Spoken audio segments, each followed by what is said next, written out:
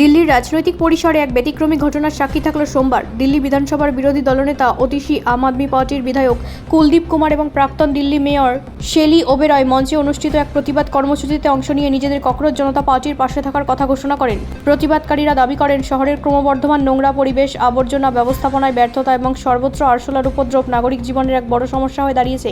এই পরিস্থিতির বিরুদ্ধে প্রতীকী প্রতিবাদ হিসেবে ককরোচ জনতা পার্টির ব্যানারে কর্মসূচির আয়োজন করা হয়। সমাবেশে বক্তব্য রাখতে গিয়ে অতিশী বলেন, দিল্লির নাগরিকরা পরিচ্ছন্ন পরিবেশের অধিকারী। তিনি অভিযোগ করেন, রাজধানীতে পরিষ্কার পরিচ্ছন্নতা ও বর্জ্য ব্যবস্থাপনায় প্রশাসনের ব্যর্থতার কারণেই এমন পরিস্থিতির সৃষ্টি হয়েছে। আপ নেতাদের দাবি, নাগরিক সমস্যার সমাধানে সরকারকে আরও সক্রিয় ভূমিকা নিতে হবে। বিধায়ক কুলদীপ কুমার এবং প্রাক্তন মেয়র শেলি ওবেরয়ও একই সুরে বলেন, এই প্রতিবাদ কোনো রাজনৈতিক নাটক নয়, বরং সাধারণ মানুষের দৈনন্দিন দুর্ভোগের প্রতীক। তারা দাবি করেন, দিল্লিকে পরিচ্ছন্ন স্বাস্থ্যকর শহর হিসেবে গড়ে তুলতে কার্যকর পদক্ষেপ জরুরি।